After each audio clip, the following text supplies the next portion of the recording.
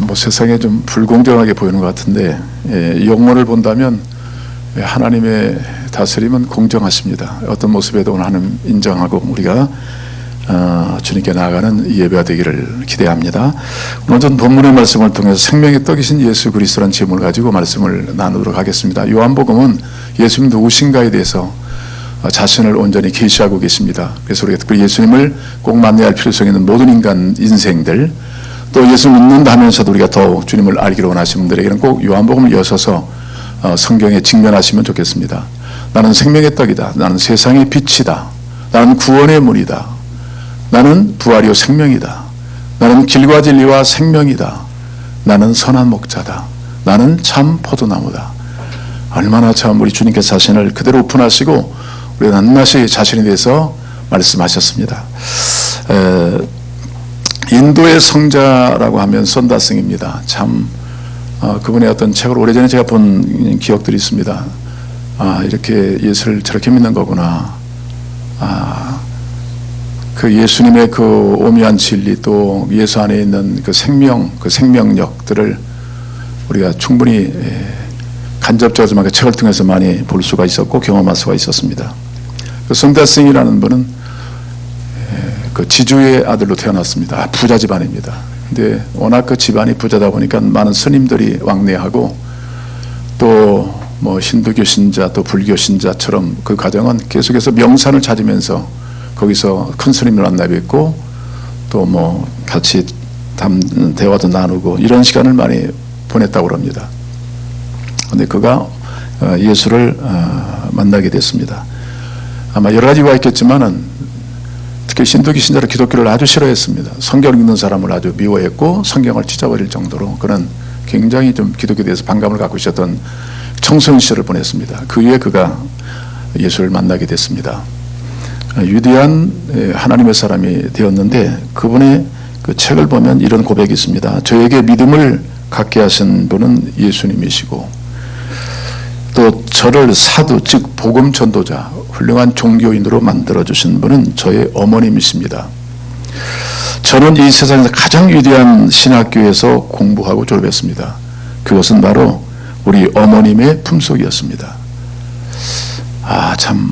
이런 그 단순한 고백이 아니라 삶의 그 질적인 내용, 그 예수 안에 산다는 것이 무엇인가를 적나라하게 보여주고 있는 그분의 삶과 고백은 정말 예수를 닮은 참 제자의 모습인 것을 알 수가 있습니다. 그가 어느 날 기차 안에서 전도를 했습니다.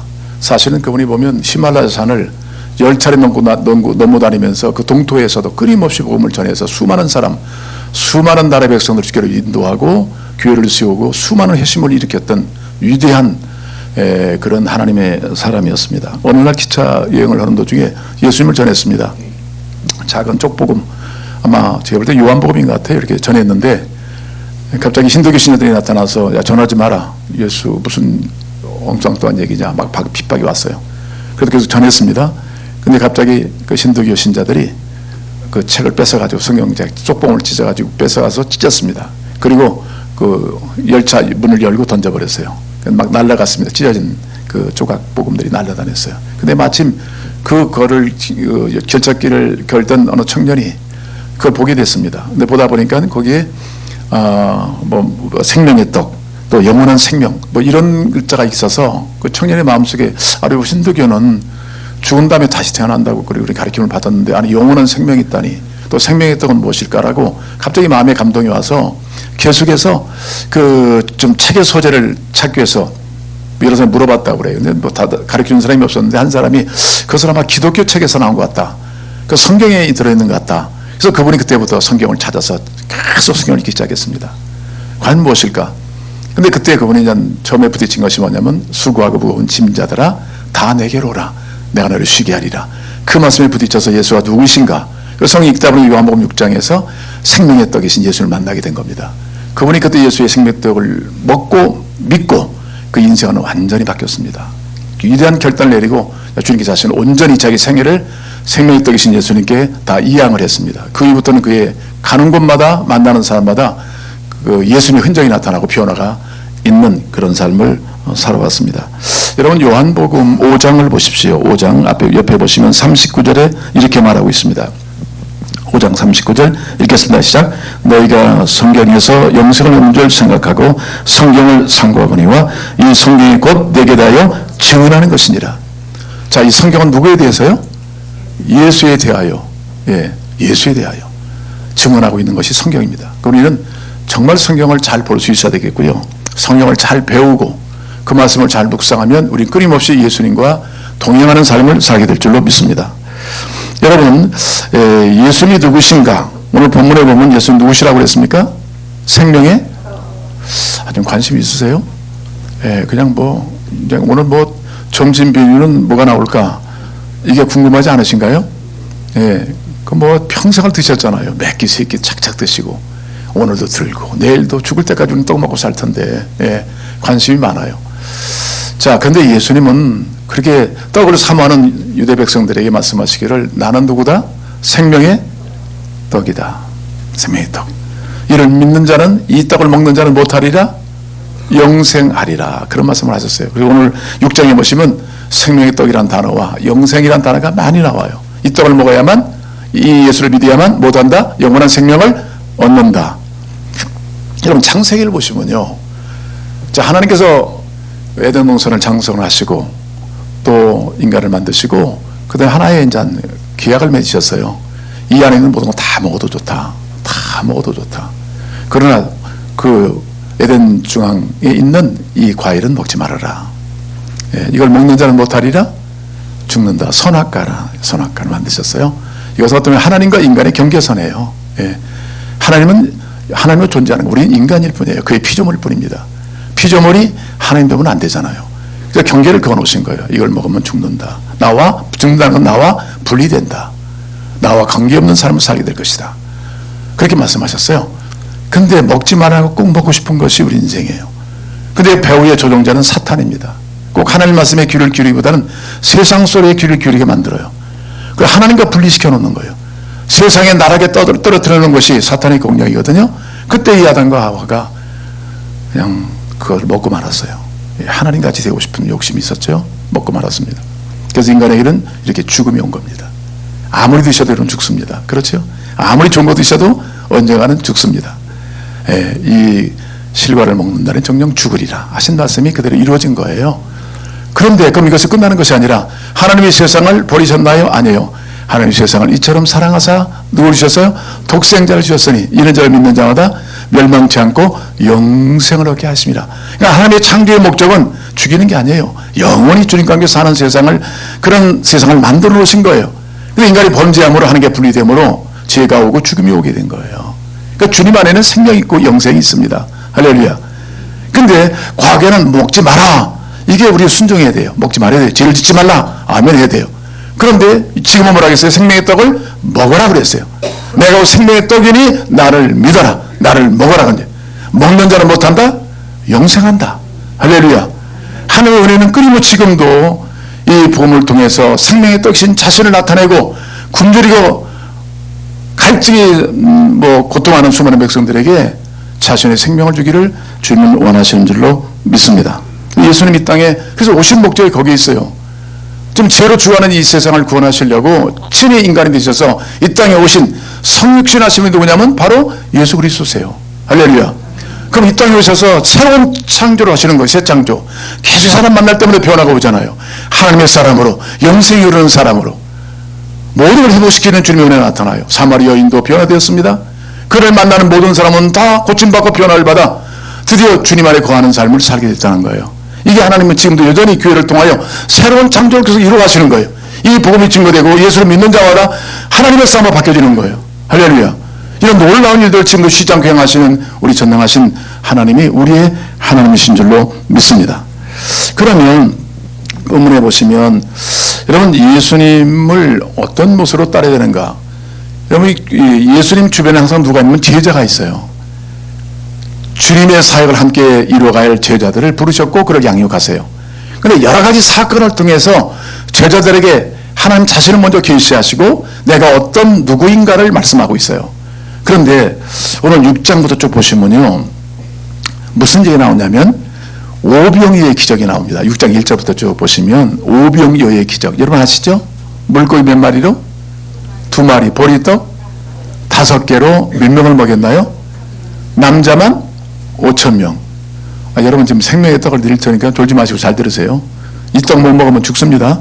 자, 물고기 2마리, 버릇도 5개로. 그것도 뭐 어린애 가끔 변또니까요. 그 당시에 가난한 민족들에게 주님 복음을 전하셨잖아요.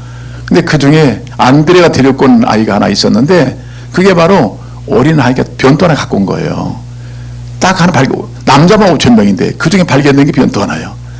아예 빌립이라는 사람은 처음부터 아유 예수님 어떻게 우리 이 사람을 먹일 수 있습니까? 지금 남자만 5,000명 여자까지 포함시키면 10,000명이 넘을 텐데 우리가 어디 가서 이 떡을 구하며 또 구한다 하더라도 200데나리온이 필요합니다. 200데나리온. 그럼 하루 폰싹이 한 대단을 내요. 그럼 6개월이나 8개월 임금이거든요. 그 돈을 어떻게 구할 수 있습니까? 그렇게 말했는데 안드레는 데리고 왔더라고요. 어린아이를 데리고 왔어요. 여러분 잘 주님께로 데리고 오면 주님 역사 일어납니다. 할렐루야. 내 머리로 계산해야 되는 문제가 아니에요. 우리는 복음 믿는 자 아니라 믿고 보는 자입니다. 아멘. 그래서 데리고 왔어요. 근데 주님이 축사하시고 기도했는데 나눠주라 그랬더니 어떻게 먹었어요? 5,000명의 남자가 배불리 먹고 얼마나 남았어요? 얼마나? 12광줄이 남았다니까. 대간절 교회 다니셔도 먹는 생만 가득하시지. 예. 몇 광줄이 남았어요? 12광줄이. 근데 본문에 보시면요. 6장 예수를 따르는 목적 보세요. 여러분 잘 보셔야 됩니다. 신자임에도 불구하고 여전히 이 어떤 주님을 온전히 인격적으로 만나지 못해서 고통하는 분이 많이 있어요. 6장 1, 2절 보겠습니다. 그의 예수께서 디베라의 갈릴리 바다 건너편으로 가심에 2절 읽겠습니다. 시작. 큰 무리가 따르니 이는 병자들에게 행하시는 표적을 주님을 따르는 목적이 있어요. 과거에 뭘 봤어요? 표적을 봤어요. 병자들을 고치는 표적을 봤어요. 예수님 가시는 길목마다 병자가 막 일어나요. 고침받고 또 귀신이 몰려나가고 이 놀라운 일을 보는 이거 참 큰 영광이잖아요. 예수님 행하시는 표적을 보고 큰 무리가 예수 하고 따라다녔다니까요. 그래서 예수님이 그날에 수많은 모이는 많은 사람들의 가난함과 굶주림을 아시고 드디어 하나님이 이적을 베푸신 거예요. 표적. 그래서 5,000명이 먹고 배부르게 먹고 12광절이 남았다. 그럼 여기서 얼마나 예수님 우리 예수님이구나 구세주구나 이걸 알고 참 생명의 뜻이 예수님 연결했으면 얼마나 좋겠어요. 근데 12절 보세요. 그들이 배부른 후에 예수께서 저들에게 이르시되 남은 조각을 거두고 버리는 것이 없게 하도록 하라 이렇게 말씀하셨습니다. 자, 근데 14절 보세요. 그 무리들이요, 그 사람들이 예수께서 행하신 것이 행하신 이 뭘 봤어요? 표적으로 말하되 이는 참으로 세상에 오실 누구다? 여기 선지라는 개념이요, 무슨 메시아 사상, 이분이 오시면 우리 굶주림이 해결되겠다 하는 그런 정치적이고 물질적이고 또 정치적인 왕을 그들이 구하고 있었어요. 로마의 지배로부터 벗어나고 우리 굶주림에서 해방시킬 수 있는 그 선지자, 그런 메시아면 좋겠다. 그런데 예수님은 사실은 인간의 배고픔뿐만 아니라 영적인 갈증을 해소시키러 오신 생명의 물이시며 생명의 떡인 줄로 믿습니다. 이 근본적이고 본질적인 문제를 아시는 주님께서 이 문제를 해결하러 하늘에서 인간의 옷을 입고 이 땅에 오셔서 십자가를 못 박혀 죽으시고 우리에게 그 생명을 나눠주신 분이 바로 예수 그리스도십니다. 그런데 이분이라면 우리의 정책인 문제, 갈급한 육체적인 문제, 이 물적 문제를 해결해 주겠다 생각을 가졌어요. 그리고 15절 보세요. 그러므로 예수께서 그들이 와서 자기를 억지로 붙들어 뭘 삼으려고 했어요? 임금으로 삼으려는 것을 아시고 다시 혼자 산으로 떠나가서 기도하셨어요. 자, 임금 삼으려고 했어요. 요즘에는요, 모든 국가를 보면 지금 뭐 정치적인 문제, 외교적 문제가 있지만 지금 나라마다 구하는 사람이 누구냐면 경제 대통령이에요. 경제를 잘 운영해서 우리를 먹고 살게 해주는 대통령. 끊임없이 찾고 있어요. 근데 지금도 이분이 우리의 모든 완전한 해답이다라고 말할 수 있는 사람은 아무도 없어요. 미국도 안 되고요. 거의 어렵고 힘든 세상을 우리는 다 살아왔어요. 뭐 1970년대는 뭐 필리핀보다 더 못 사는 것이 한국이었고, 또 옛날에 태평양 뭐 전쟁 이후에 보면 일본도 정말 가난 중에 가난했어요. 이렇게 빈곤과 가난 속에서 지금 많이 먹고 살게 됐어요. 근데 이런 세상에 살면서도 지금 어떻습니까? 세상은 지금 정신적 빈곤에 걸려 있어요. 수많은 제약들이 과거보다 더 악해졌고 더 아주 치열해졌어요. 자, 이런 세상에 살고 있는 거예요. 그런데 여러분들 어떤 임금을 찾는다 우리가 참 중요하겠죠. 근데 주님께서는 이 말씀을 통해서 보시면요, 인간의 그 육체적인 어려움이나 배고픔을 외면하신 분이 아니에요. 분명히 주님께서는 떡을 나눠주신 걸 보니까 사람이 떡으로만 살 것이 아니요 하나님의 입으로 하는 말씀으로 살 것이냐, 떡으로도 살아야 되잖아요. 그러니까 주님은 떡에 대한 관심이 있으세요. 그러니까 떡을 나눠주신 거예요. 배고프고 굶주린 유대 백성들을 그냥 외면치 아니하시고 기적적으로 떡을 베푸셔서 떡을 나눠주신 거예요. 기적을 베푸셔서. 할렐루야. 여러분의 피를 나시는 분이 주님이신 줄 믿습니다. 자, 그런 여러분 모습, 2015년 발표에 의하면요, 세계 인구가 약 지금 70억 가까이 됩니다.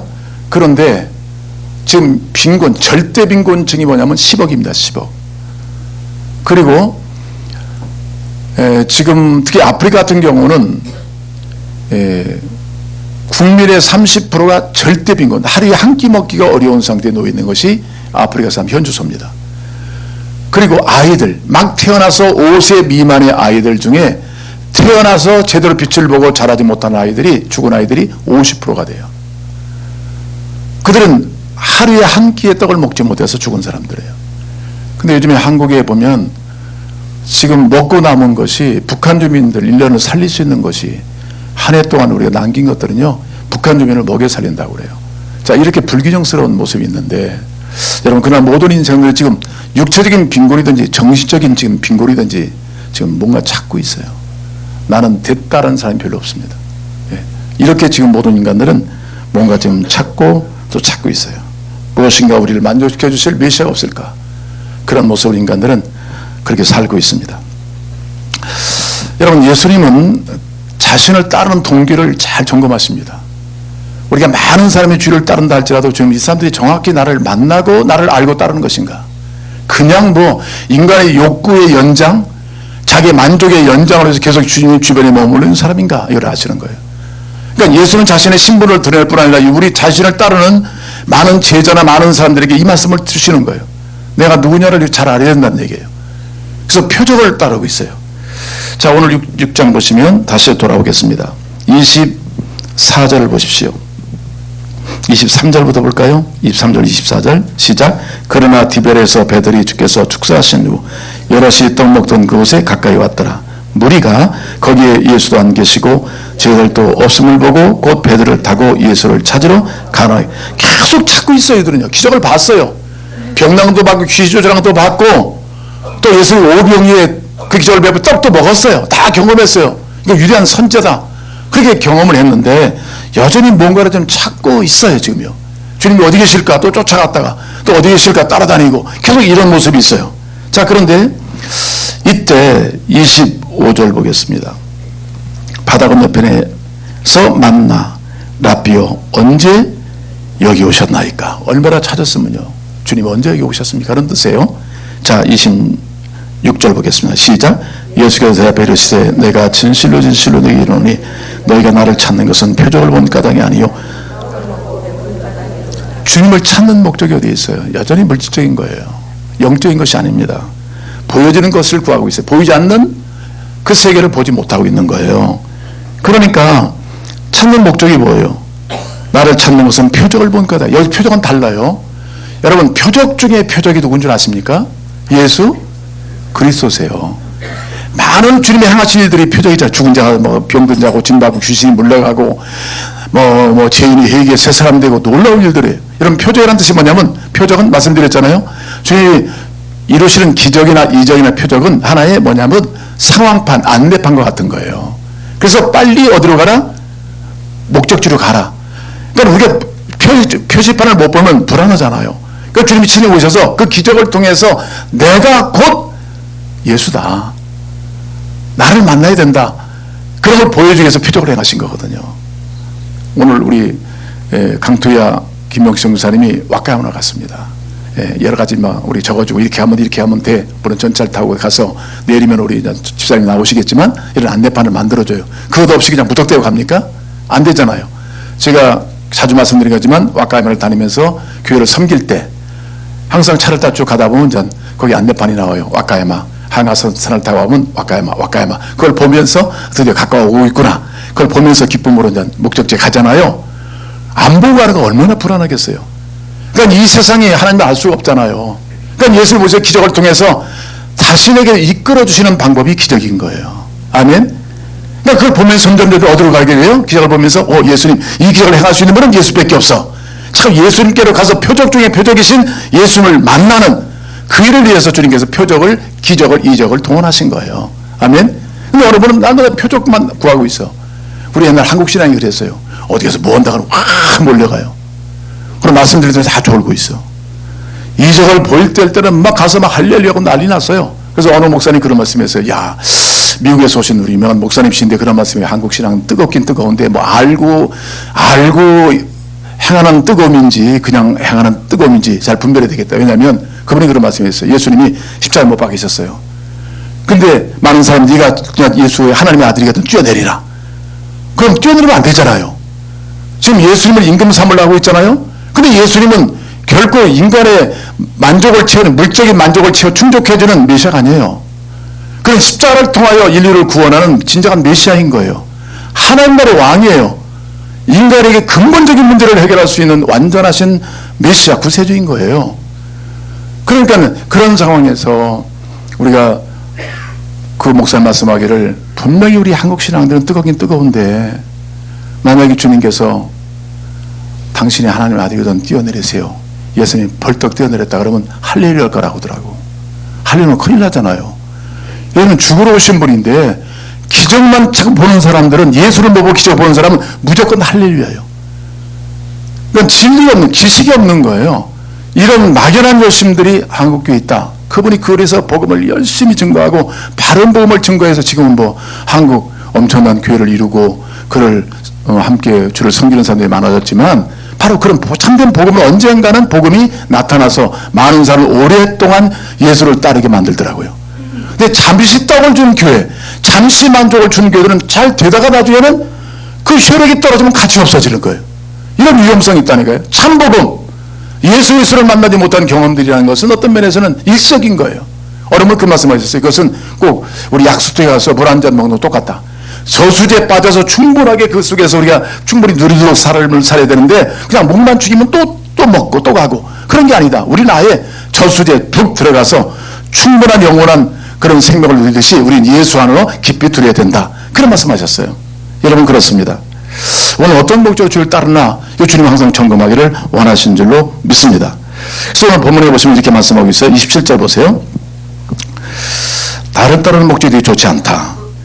자, 썩을 양식을 위하여 일하지 말고 영생하도록 있는 무엇을 위하여?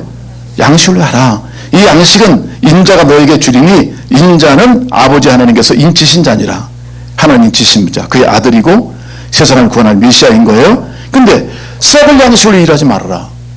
여러분 우리 그들이 좀 구하는 것은 뭐냐면 계속 떡떡이에요. 빵빵빵 빵빵빵 계속 썩을 양식이야. 여러분 하루 있게 잘 드시고 어느 분은 고기를 드신 분도 계시고 어느 분은 어느 나라에서는 죽을 드신 분도 계실 것이고 자 새끼를 먹습니다. 근데 뭐냐면 결국 그 양식은 우리 오래 살지 못해요. 그렇죠? 인간은 언제 다 썩습니다. 여러분 이렇게 몸이 아프고 예쁘시고 다 건강하신 것 같지만 우리가 죽는 날 보면요 다 썩습니다. 냄새가 풍부납니다. 견딜 수 없습니다. 이 세상에 좋은 걸 다 먹더라도 우리는 썩게 돼 있어요. 썩는 양식이에요. 한계예요. 물론 물질의 필요는 정말 아주 필수적인 것입니다. 이 경제 문제는. 그리고 주님께서 일용할 양식을 구하였거든요. 꼭 구하라고. 그러니까 참 중요한 원리 가르치셨어요. 그리고 주님 말씀은 너희는 먼저 그의 나라와 그 일을 구하라. 그럼 이 모든 것이 내게 더할 것이다. 먹고 마시는 문제 너희 하지 마라. 먼저 주님을 구하라. 근데 우리는 몸에 기도하다 보면 되게 주의 나라와 일을 구합니다. 빨리 해버리고 그 다음에 모든 필요를 주님에게 주세요. 이런 경향이야. 앞가리는 빼놔. 그러다 주는 것밖에 없자고 들어져. 아니에요 여러분요. 주님과의 관계가 온전해지면 그 안에서 모든 필요가 채워진다는 얘기예요. 할렐루야. 염려하지 말라는 거예요. 그렇습니다. 그런 것처럼 오늘 우리가 이 세상에 인간을 만족시키는 모든 것은 한계에 있습니다. 영원한 것이 아니에요. 그럼 하나님 우리를 만드실 때 영원을 살도록 만드셨는데 죄로 말미암아 이렇게 우리가 썩어 죽어질 인생이 되었지만 그러나 예수님은 믿는 자들에게는 영생을 주시고 그날에 다시 부활하여 하나님 나라의 영원한 삶을 살게 될 줄로 믿습니다. 자, 그러면 여기서 26절, 8절 보세요. 그들이 묻되, 그러니까 질문은 좋아요. 참 중요한 질문을 하고 있어요. 우리가 어떻게 해야 하나님을 하오리까? 위에서 양식을 위하여, 뭐 하나님을 위하여, 뭐 이런 단어 나오니까 우리가 어떻게 해야 하나님을 아우리까? 하나님 일. 이 말은 뭐냐면 하나님의 일을 열심히 하거나 많이 하면은 혹시나 우리가 언제 그 생명이 떠나 먹을 수 있습니까? 하는 얘기예요. 여러분, 여기서 하나님 일은 복수형입니다. 복수. 그러니까 많은 일, 선한 일을 많이 하면 구원을 받나요? 선한 일을 많이 하면 그 떡을 먹고 구원을 받을 수 있나요? 그런 뜻의 질문이에요. 모든 종교인들이 질문한 내용이고, 또 교회 안에서도 이 문제 해결을 되지 못해서 어떻게 선한 일을 많이 하면 구원을 받습니까? 아직도 율법에 매여 있는 사람이 있어요. 자, 그런데 주님 대답 보세요. 29절 읽겠습니다. 시작. 예수께서 대답하여 이르시되 하나님께서 보내신 이를 믿는 것이 하나님의 일이니라. 하나님의 일이다. 이건 단수예요. 오직 하나다. 예수를 믿는 것이 하나님의 일이다. 아멘. 하나님을 만나야 그 다음이 있다. 영원한 생명을 누려야만, 이 생명을 가져야만 영원한 생명을 누릴 수가 있다. 내가 무슨 양으로 생명을 얻게 하고 더 풍성케 하려 하심이라. 할렐루야. 그 원리예요. 그러니까 우리가 어떤 일을 해서 아무리 선한 일을 일생한다 할지라도 우리는 죄인이에요. 우리 스스로 구원받을 능력이 없어요. 하나님이 보내신 생명을 주시는 산떡이신 예수를 먹고 받아들인 자만 구원을 받도록 하셨어요. 할렐루야. 구원은 전적인 하나님이 시작하신 거예요. 우리는 구원을 받아들였고 그 믿음으로 우리는 사는 것입니다. 자, 그런데 30절 보십시오. 그들이 묻되 그러면 우리가 보고 당신을 믿도록 행하시는 표적이 무엇이니까? 하신 일이 무엇이나이까? 예, 표적에 대해서 질문하고 있잖아요. 예. 자, 예, 우리는 믿고 본다는 것을 여러분 잘 기억하셔야 돼요. 예, 보여주면 믿는 게 아니에요. 예수님 말씀을 그대로 받아들이면 그때부터 보여지기 시작하는 거예요. 할렐루야. 여러분 어떠십니까? 저는 그랬어요. 여러분 성경도 그래요. 예수님이 생명에 들어오신 예수님을 그 말씀을 듣고 내가 그 말씀을 받아들였어요. 예수님 영접했어요. 그때부터 내 영적인 눈이 열리기 시작했어요. 근데 모든 걸 버릴 수가 있죠. 모든 걸 뒤로 할 수 있는 거죠. 안 보이는데 어떻게 버려요? 당장 이걸 붙잡아서 사는데 어떻게 제자들이 배와 그물을 버리고 예수를 따릅니까? 우리 신앙인들이 그래요. 여러분 정말 예수를 봤다면 예, 뭐 이렇게 해서 살지는 않겠죠. 그러나 이 사람들은 여전히 봤으면 또 갈급한 거예요. 그러니까 신앙이라는 것은 우선이 뭐냐면 예수를 인격적으로 만나면 그때부터는 모든 것은 그 안에서 이루어지게 돼 있습니다. 그래서 보여요. 영적인 세계가 보인다고요. 여러분 엄밀히 보시면요, 지금 이 보이는 세계는 너무나 좀 좁아요. 알고 있는 세상은 사실은 좁아요. 이 세상의 해답은 보이지 않는 세계에서 주시는 거예요. 보이는 영역, 하나님의 영역에서 이 세상을 사는 방법을 배우게 되는 거예요. 할렐루야. 그저 맨날 먹고 마시는 문제 때문에 노력했지만 결국은 부원들, 가난한들 어차피는 썩어지는 거예요. 필요하지만 결국 그것이 나를 구원하지 못해요. 그러니까 여기만 매 있는 것이 그리스도인이 아니에요. 그래서 예수 처음에는 보면 계속 예수를 쫓아다니는 사람이 있어요. 오늘 본문에서도 그랬잖아요. 갈급해서. 그러나 예수를 만난 사람은요, 쫓아내는 것이 예수를 따르기 시작합니다. 아멘. 최선을 보세요. 따라가요. 그가 가신 곳에 가고 그가 하신 일을 하고 그가 보여주신 일을 순종하는 거예요. 할렐루야. 내가 모으겠다는 것이 아니에요. 이게 신앙이 아니에요. 본질적으로 본다면 아직도 뭔가 좀 갈급한 거, 나를 좀 드러내고 싶은 거예요. 그러나 예수 만난 사람은 쫓아내는 것이 아니라 예수님을 따라다니는 거예요. 할렐루야. 예수님 가신 길을 걸어가고 주님 말씀을 듣고 행하신 곳에 같이 행하고 있는 곳에 있는 것. 이것이 진정한 참다운 제자의 삶인 줄로 믿습니다. 자, 그러면 기록된 바 하늘에서 그들에게 떡을 주어 먹게 하였다 함과 같이 우리 조상들은 광야에서 만나를 먹었습니다. 40년 동안 만나를 먹고 살았습니다. 근데 예수님 지금 표적을 좀 보여주는데 더 큰 표적 없습니까? 하는 얘기예요. 5,000명 정도 먹인 정도가 아니라 모세는 5,000명이 아니라 40년 동안 유대 백성 200만 되는 사람 다 먹여 살렸습니다. 그러니까 그런 표적이 좀 없습니까? 또 그런 얘기예요. 표적 중심의 신앙의 위험성인 거예요. 인격적인 신앙이 아니라 표적, 종교적, 관념적인 신앙은 위험하다는 거예요. 예? 예수께서 이르시되 내가 진실로 얘기하노니, 저 진실로 진실한 얘기라는 것은 정말 주의 마음을 쏟아서 이 진리를 꽉 붙잡아야 된다. 그 강력한 주님의 그 권유예요. 진실로 얘기하노니 모세가 내게 하늘로부터 떡을 준 것이 아니라 누가 줬어요? 하나님이 준 거예요. 인간이 할 수 있는 것이 아니에요. 그럼 땅에서 만들어낸 떡은 인간을 구원하지 못해요. 하늘에 준 거다. 그러니까 만나보다 더 유리한 떡이 있는데 뭐예요? 하늘로부터 참떡을 주시나니. 그게 누구냐면 예수님이에요. 만나 먹은 사람도 광야에 다 죽었습니다. 다 죽었어요. 그러나 참적인 예수를 믿는 자는 못한다고요? 영원히 산다. 할렐루야. 그러니까 여러분, 근본적인 문제는요, 우리 안에 지금 다 갈급함이 다 있어요. 이거다 하는 것이 없는 것은 뭐냐면, 여러분에게 이 갈급함을 통해서 하나님을 더 알고 찾게 만드시는 방법이에요. 하나님 허락하신 거예요. 35절 보세요. 예수께서 이르시되 나는 생명의 떡이니 내게 오는 자는 결코 나를 믿는 자는 영원히. 그러니까 인생은 줄이고 목마른 거예요, 지금요. 아멘. 뭘 찾고 다니고 있어요. 뭘 먹을까, 뭘 마실까, 뭘 입을까, 여기에 전력하고 있어요. 참된 만족을 누리지 못하는 거예요. 근데 이 말은 뭐냐면요, 분명히 갈급하는 그것을 채울 수 있는 참물이 있고 참 양식이 있다는 걸 전제로 하고 있는 거예요. 분명히 뜻이 있다. 그래서 하나님께서는 우리를 창조하실 때 우리 안에 영혼으로 삼오는 마음을 주셨어요. 그러니까 여러분 지금 육체적으로 느끼는 어떤 감정보다는 더 깊은 내면의 세계 찾아보면 그 세계가 있어요. 주님을 찾고 갈급해하는 마음이 있어요. 저는 육체적인 빈곤이 와서 뭐 정신적인 어려움도 줄 때가 있지만, 여러분 정신적인 빈곤은요, 잘 우리가 갈등을 조절하면요, 하나님을 만나는 기회가 됩니다. 어떻게 살까? 내가 어떻게 살아야 되나? 내가 어떻게 참 바른 인생을 살까? 이런 갈등과 고민 속에서 들려오는 복음의 말씀을 듣고 그때 회심한 사람들이 많아요. 육체로 배부른 사람은 결코 주님을 찾는 게 드뭅니다. 정말 약대가 바늘기 들어가는 것보다 더 어려워요. 그 정도인데 정말 어떤 그 갈증과 갈망을 여러분 하나님이 허락하신 영역이에요. 그래서 저는 은혜라고 봅니다. 그 속에서 참 생명의 떡이신 예수를 만나게 되면요, 그때부터는 먹을 것 먹었기 때문에 우리는 그것으로 만족할 수가 있어요. 아멘. 네, 줄이고 목마른 영혼들에게 이 말씀을 주신 거예요. 그 밑에 보시면 36절 보세요. 그러나 내가 너에게 이르기를 너희는 나를 보고도 믿지 아니하는도다. 보고도 믿지 않아. 예수님 보고도 믿지 않았어요. 아버지께서 내게 주시는 자는 다 내게로 올 것이요 내게 오는 자는 내가 결코 내쫓지 아니하리라. 그 다음에 요한 사도, 기록한 요한 사도가 적은 교회를 섬겼는데요, 그때 교회로 막 요한 쪽으로 와 교회로 올라오는 사람 유대인들이 막 또 쫓아냈어요. 근데 예수님께로 온 자는 결코 누구도 쫓아내지 못한다. 다 내가 그들을 구원할 수 있다. 그런 의미가 포함되어 있습니다. 여러분, 무엇보다도 이제는 주님께 생명의 떡이세요. 우리는 못하면 돼요? 먹으면 되죠. 요즘에 그 아이 자라는 거 보니까 엄마는 젖을 줘요. 근데 먹는 건 누가 먹어야 돼요? 아이가 먹어요. 어린 생명이 무슨 그게, 이건 신비예요. 동물 세계도 보세요. 동일해요.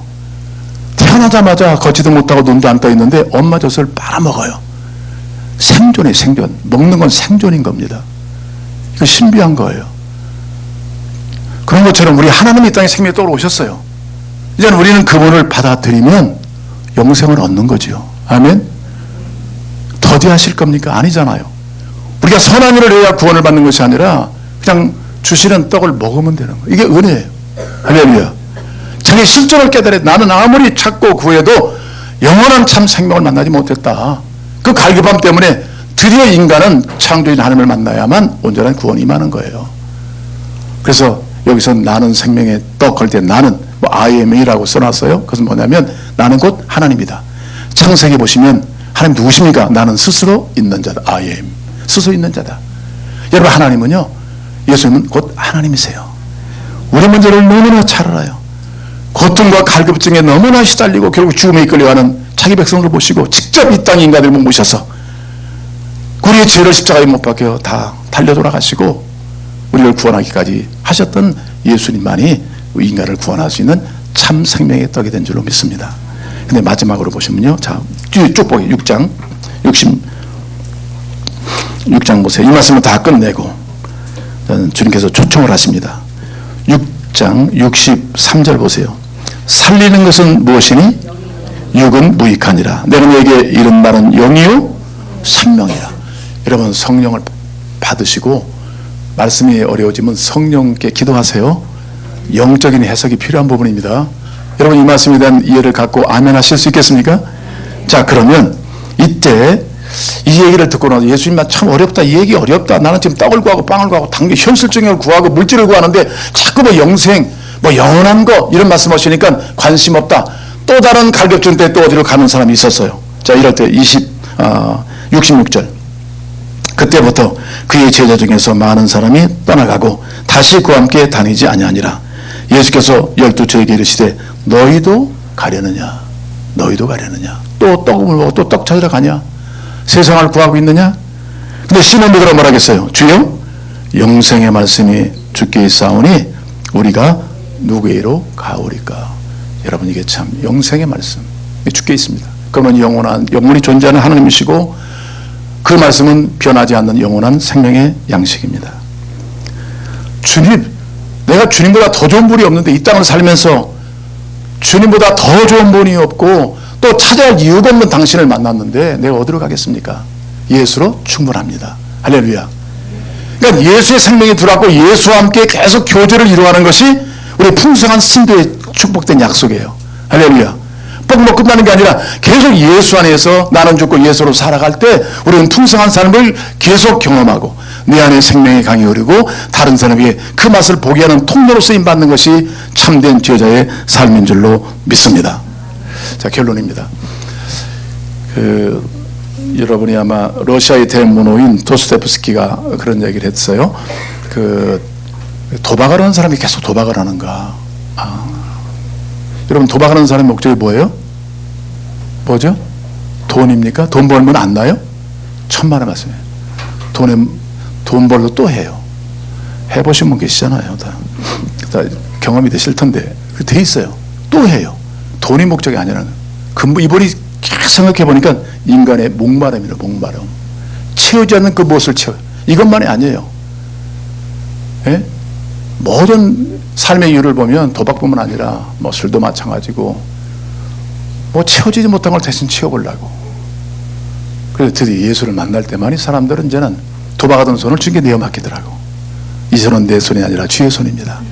그 손으로 주의를 하는 거예요. 할렐루야. 이런 분들이 세상에 각처에 그리스도의 영광을 나타내고 있어요.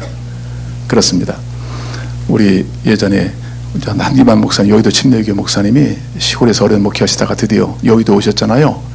오셔서 개척을 할 때 차가 필요한데 하나님 앞에 하나님 좀 차를 주세요. 그랬더니 어느 한 분이 갖고 있는데 티코 차 있잖아요. 티코 옛날에 보셨죠? 티코 4명 타면 아슬아슬한 차. 그랬더니 막 천국을 얻는 것 같더래. 티코 처음 보는 차예요. 그분 난생 처음 티코를 탔으니까. 근데 어느 날 타고 가만히 보니까 다들 벤츠만 왔다 갔다 하더래. 여의도 바닥이 보통 바닥이 아니잖아요. 그러니까 마음이 갑자기 욕심이 생기더래. 하나님 이 차 주세요. 저 차 주시다 보니까 내가 이러다가 끝이 없겠다. 내가 목마른 인생이구나. 그래서 모든 걸 내려놓고 그냥 주님으로 그분이 참 더 만족하기 위해서 주님을 찾고 그 안에 거하고 그분으로 살기 시작했을 때 하나님의 교회는 더욱 든든히 세워져 가고 그 돈이 있어도 병원의 원장임에도 불구하고 갈급했던 영혼들이 와서 치유받고 고침받고 주를 따르는 거룩한 제자들의 공동체가 되었다는 거예요. 어느 날 목사님이 하루는 진짜 쫙 고속도로를 차 타고 가다가 차가 빵가 뻥 났대요.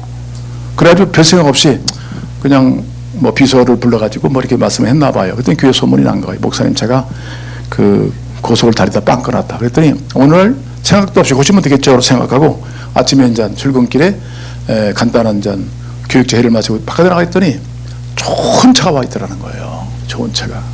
새 차가. 무슨 차냐였더니 목사님이 타실 차입니다. 그때 한참 교회가 부흥했을 때요.